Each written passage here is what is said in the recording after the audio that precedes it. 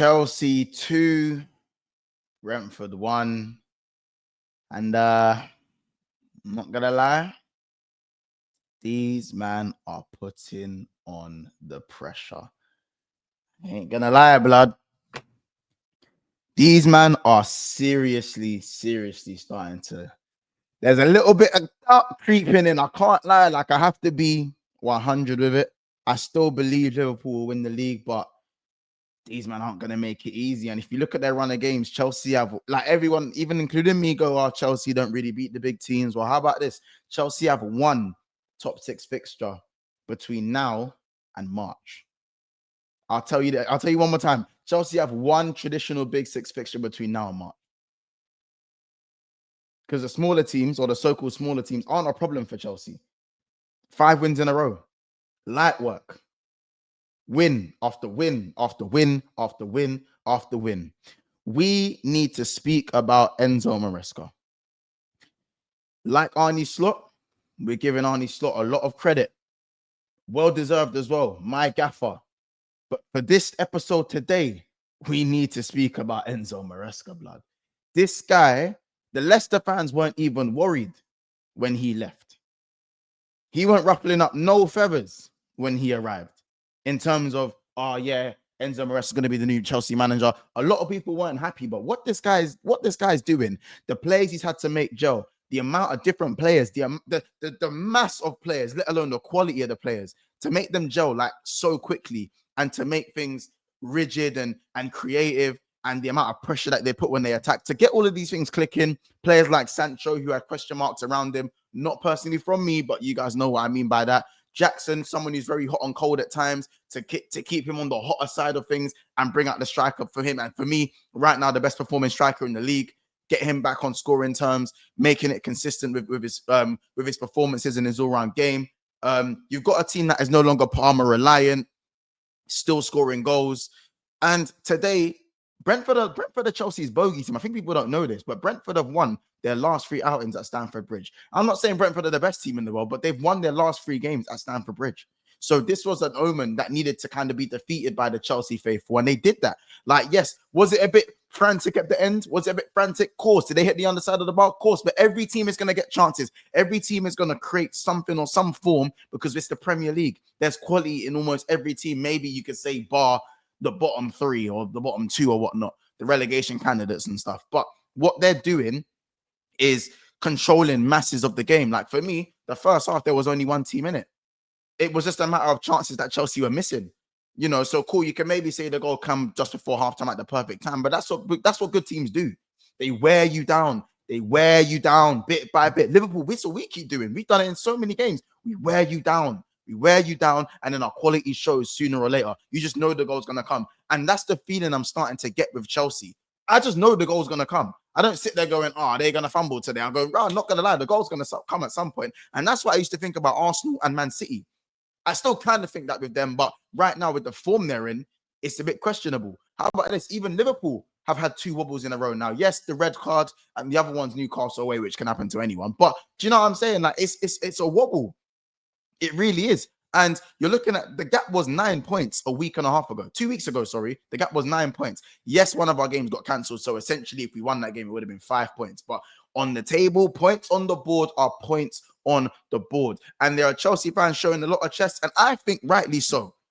Cool, there's Chelsea fans saying one game at a time. But the Chelsea fans with their chests out, rightly so. Because guess what? A conversation about Caicedo and the Kante Caicedo conversation is well and truly on. He's that good. He's looking that good. Again, this guy has 4 flipping lungs, bro. He has 4 lungs. His passing is even better. The tackling today, crunches. Is he on the inhalers or something? Why is this guy so good? This is the £100 signing now. Now, this is really it, bro. Like, and yeah, we know he's been good for a minute now, but like, bro, he's still up in the levels. He's still up in the levels. When you think there isn't a higher ceiling to kind of break through, bro, man's up in the levels, man. And it's crazy to say, but you just kind of got to give the credit when it's due. Another player I need to kind of talk about is Cucurella. He got the red card, fair enough, cool. Like, it's a 1-game ban, whoop-de-doo. Bro, he is performing this is the Spain Cucurella that we saw in the Euros. The question was, will Cucurella be able to perform like he does for his national country? And Enzo Maresca, credit to him again, has brought that out of him even more than what it was just before he left to go to Spain at the back end of last season. His form has continued. The upward trajectory continues, and rightly so. Like, he's getting his plaudits. He's got a goal. He's got himself a goal for his troubles as well. He's everywhere. He is an impactful ball winner, a very, very consistent ball winner, and he's a nightmare for a lot of players. He really is. A lot of wingers don't want to come up against Cucurella because he's everywhere, bro. He's absolutely everywhere. Another player that I want to big up was Sanchez. I think we look at Sanchez and he gets a lot of stick. Like, Robert Sanchez gets a lot of stick. And I just feel like today he made a few saves at 1-0 that I really think won't get spoken about enough, in my opinion, generally, because when you look at keepers and sometimes they might not have too much to do, but they made the 1 or 2 save. That is what matters. They're the last line of defense, and that's what matters. And he doesn't have a great reputation at Chelsea. A lot of the players want Jorgensen. I think his name is to start. Not the players, the fans want Jorgensen to start. A lot of people want another keeper in January even, but he has to get his credit today. Today was a tough game that needed a few saves to be made, and that volley that he saved, very good save. Underrated save, that is. He's positioned himself so he doesn't have to be crazy acrobatic, but it's acrobatic enough to make the save, tip it over the bar, and they kind of go on, and Jackson scores not long after that. So that's how you show. That's the difference between 1-0 and 2-0. 3 points and 1 point.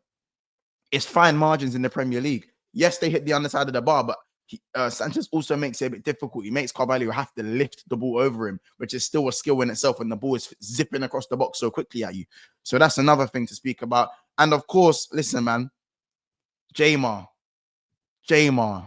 When you get Sancho playing, it's a myth. It is a myth. Oh my days, this guy is too cold, bro. Shout out Ranceroni for that one, bro. Jamar, bro. I couldn't believe Chelsea got this guy for 20-30 million, bro. Couldn't believe it. These man battered Brentford in that first 60 minutes. There was only one team minutes. I don't care what anyone says. There was only one team in it. It was only one team. People are trying to mask this game as if it was a mad difficult game for Chelsea just because it was a dodgy last 20 minutes. Brother, the whole night, majority of the game was Chelsea. This wasn't a game where they were fighting for their lives. Brentford just had a spell and that was it. Listen, man, make sure you lot are smashing the like button. I forgot to say that at the start of the video. Make sure you lot are smashing the like button. Make sure you guys are subscribing to the channel as well. My man of the match is going to be Caicedo, innit? I think he was everywhere today. But special shout outs to Jackson. I think Jackson, he missed a couple of sitters, but he's got that tenacity to now go and get his goals after he misses. He literally, bro, he was in on goal and he fell over. And then he went and scored 2 seconds. He scored the harder chance literally like 2 minutes later. Or even, I think it's even a minute later. So that shows that how he's playing. And then, of course, you got Enzo Fernandez. Playboy Enzo. Playboy Fernandez. You know what I'm saying? Demon time Enzo. You know what I'm saying? Single party boy Enzo. People don't know about that. He is cooking, blood. He is cooking. No Lavia, no problem, bro. He is cooking. He is absolutely cooking. And the pass, to be fair, his game wasn't crazy today, but his pass to Jackson, thing of beauty. Cole Palmer, okay again today, but it doesn't matter. It's not Palmer FC no more. So Palmer's just a bigger asset. Like, it's mad. Listen, I'm gonna leave the video there in it, but I'm gonna say right now, these men are worrying me, and I'm giving these men the credit because, bro, I was a hater. Now I'm an appreciator. I ain't gonna lie. I was a hater. Now I'm an appreciator. You know what I'm saying? So you lot, drop a comment who you thought your man of the match was. Drop a comment if you think Chelsea are going to win the league. Drop a comment if you think Chelsea are going to continue to pressure Liverpool. Drop a comment if you think this is all wrong and this is just kind of a nice little honey period. Let me know what you guys think it is.